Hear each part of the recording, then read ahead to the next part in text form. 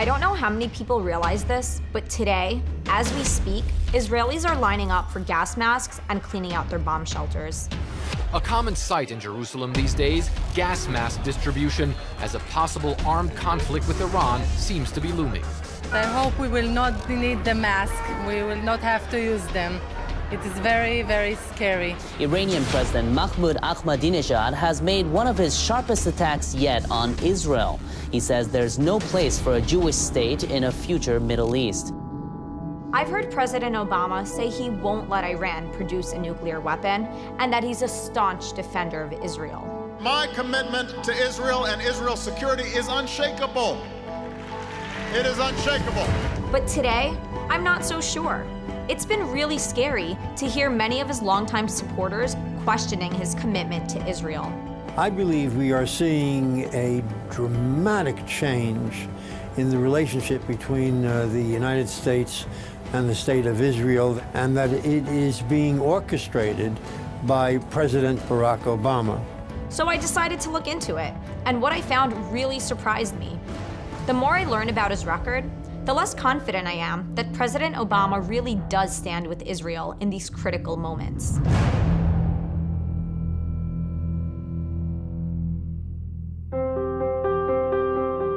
I have a special place in my heart for Israel. I love the energy, the people, the food. I even met my husband there on a birthright trip. I've seen that Americans and Israelis have a lot in common. And supporting democratic Israel has always been a true American value, whether you're a Democrat or a Republican. So when it was time for me to vote for the first time in 2008, I didn't doubt for a moment that the strong relationship would continue, no matter who won. I consider myself pretty liberal. After 8 years of Bush, Barack Obama inspired hope, and I was proud to cast my vote for him. I, Barack Hussein Obama, do solemnly swear. I and most of my fellow students were confident that President Obama could fix our economic problems, advance peace, and be a great friend to Israel. But today, I'm having second thoughts, particularly as I learn about the president's record across the greater Middle East. I think the opinion in Israel on Barack Obama is a very polarized, very divided opinion. There was this outpouring of excitement that a U.S. president had reached out to the Arab world. And I think part of it was catching on to the excitement in the United States and among younger people that it would be a new type of presidency. I've come here to Cairo to seek a new beginning between the United States and Muslims around the world. It was an effort to repair American credibility with one audience, the Arabs and the Muslims, but it seemed to pay very little attention to the political realities in Israel. But the strategy didn't exactly work out as the president had intended. The favorability rating of the United States in much of the Arab world is lower now than it was under President Obama than it was during the Bush administration. If you look what happened until today, since his speech in Cairo, you understand that there's a big difference between nice speeches and reality in the Middle East. And it didn't seem like the president did a good job handling the revolutions of the Arab Spring. Instead of becoming more open and democratic, it feels like the Middle East is becoming even more extreme than before, a real danger to Israel.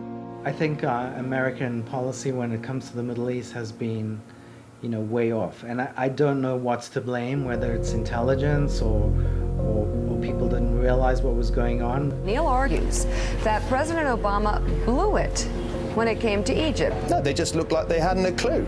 It's as simple as that. It's been interpreted as a beginning to back away from President Mubarak. We do not want to send any message about backing forward or backing back. The scenarios that the Israelis are looking at involve a transition not to some kind of peaceful and amicable democracy, but to a Muslim Brotherhood-dominated regime, which then pursues an aggressive policy towards Israel. This is a high probability scenario, and as far as I can see, the president isn't considering it.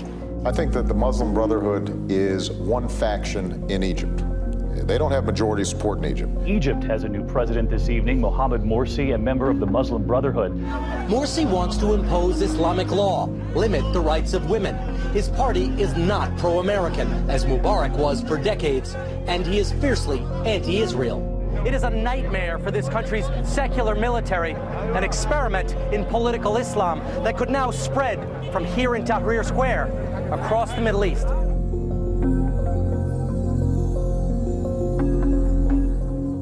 decades of peace, the historic treaty that Israel signed with Egypt may soon fall apart. What's happened in Egypt and Libya and now in Syria is something that I think shouldn't concern just Israel, but should concern the entire world.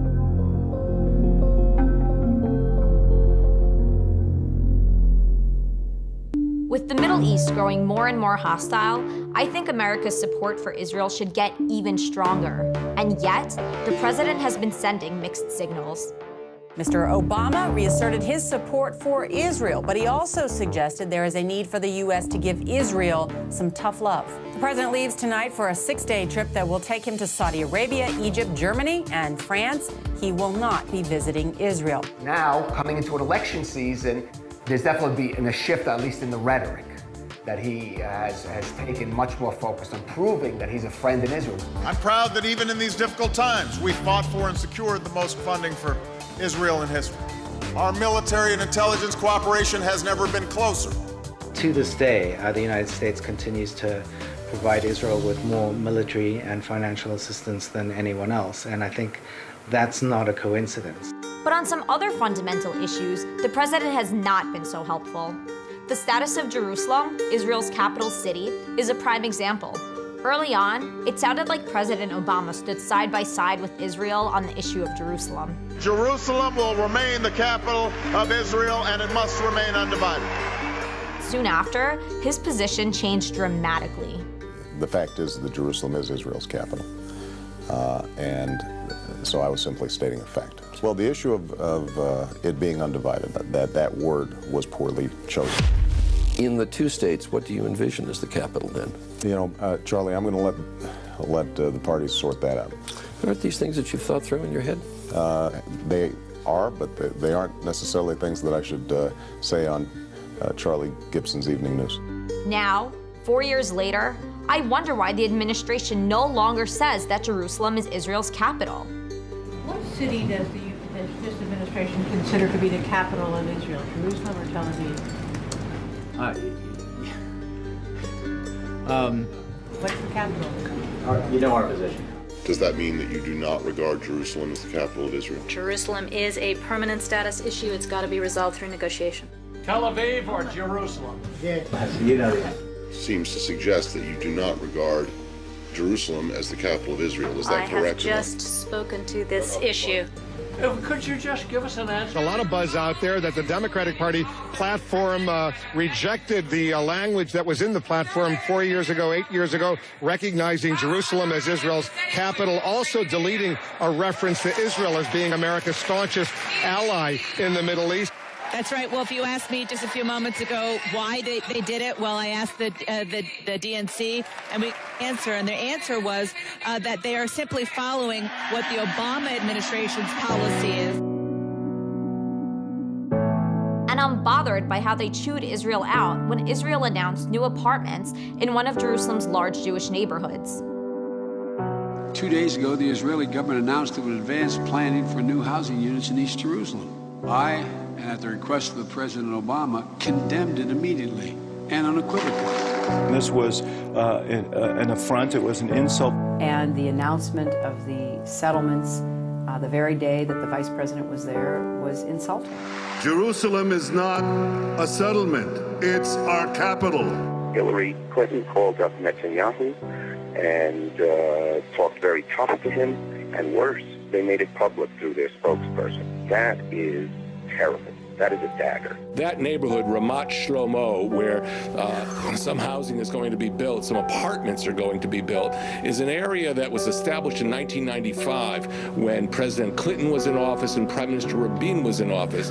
And we frankly didn't have those kind of disagreements then. Unfortunately, we've seen a sharp break in the policy of the Obama administration from past administrations on the question of Jerusalem. It's not just Jerusalem. The president also seems to be undercutting Israel's borders. We believe the borders of Israel and Palestine should be based on the 1967 lines with mutually agreed swaps. Everyone knows that the 1967 lines are simply indefensible for Israel, and for the president to emphasize that, I think, was a very big mistake. Israel will not return to the indefensible boundaries of 1967.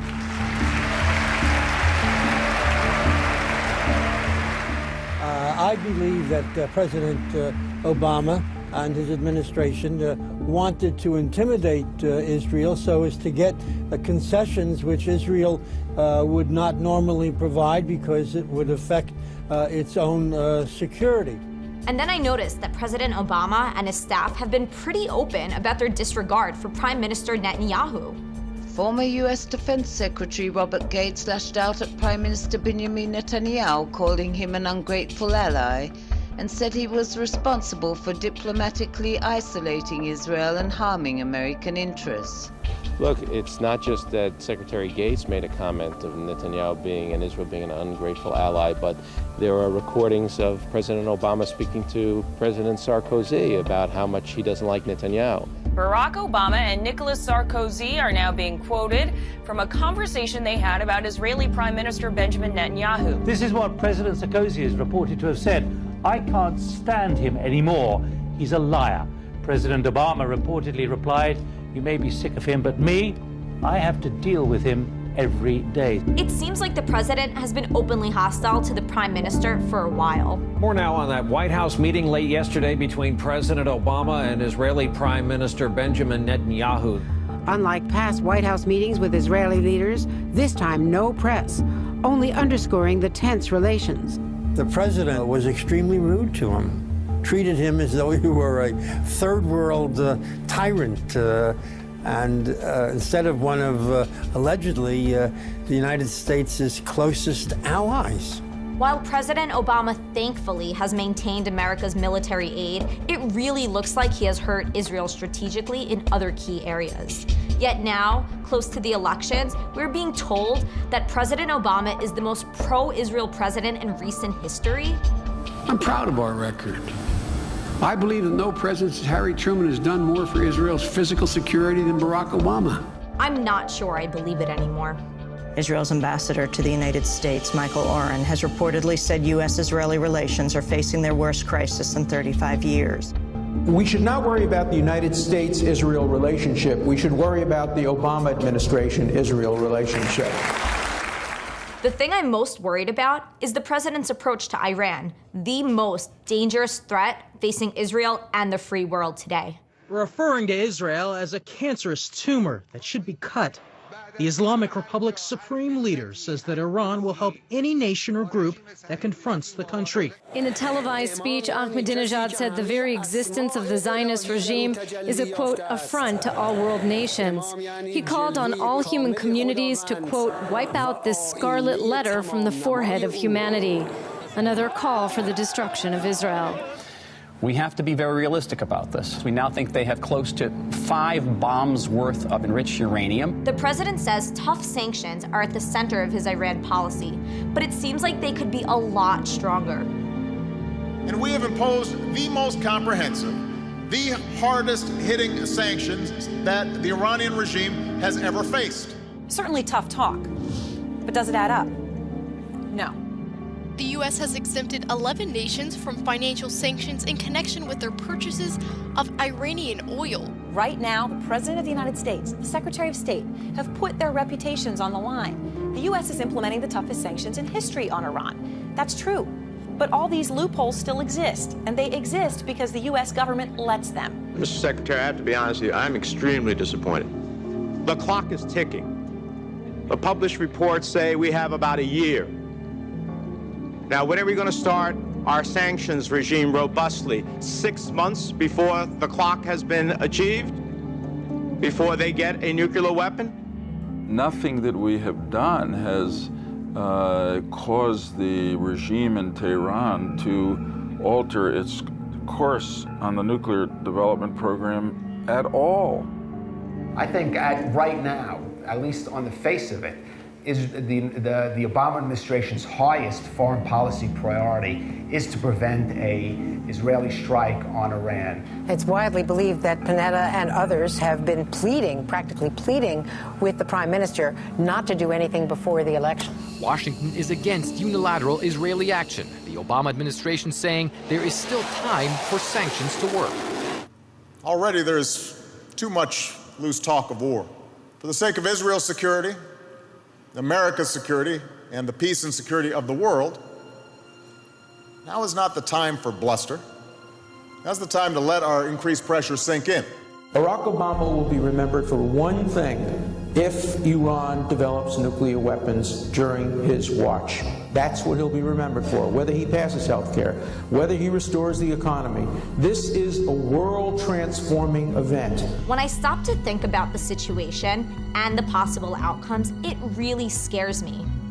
Rather than doing what we can to make Israel safer, we have allowed Iran's nuclear program to inch toward the point of no return. So there should not be a shred of doubt by now. When the chips are down, I have Israel's back. I have Israel's back. Did very publicly say, we've got Israel's back. What does that mean? What it means is that historically we have always cooperated with Israel with respect to the defense of Israel. It was not a military doctrine that we were laying out for any particular military action. I'm just not sure that the president really does have Israel's back. And I know I'm not alone. A number of surveys have shown that Israelis are fearful or suspicious of Obama, especially in a second term. But I think he's handled the relationship with Israel in a way that has encouraged Israel's enemies. The great fear among many American supporters of Israel, Jews and Christians alike, is that a second Obama term could be more dangerous for Israel than the first Obama term was. I don't even want to imagine things getting more dangerous. There's a troubling pattern that has developed over the last 4 years, and I think it's only going to get worse. Even liberals, they understand that President Obama is biased against Israel. And I regret that, because I know that Israel and the American people, we have the same future, we have the same values, we all love democracy, human rights, and we have the same enemies as well. Israel may soon find itself fighting for its very survival once again. And while I am proud that Israel is strong enough to defend itself, I'm extremely disappointed that President Obama has managed to put Israel into an even more difficult position than it needs to be. What Israel needs to know is that the United States of America will be standing with it shoulder to shoulder without a ray of sunlight between us when it comes to safeguarding its people, its security, and its right to exist in peace. Today, the world is changing before our eyes, but it is not the change I hoped President Obama would bring. This time around, Obama won't be getting my vote. As Americans, we should be staying true to our values and true to our friend Israel. And in 2012, that friendship starts with the president.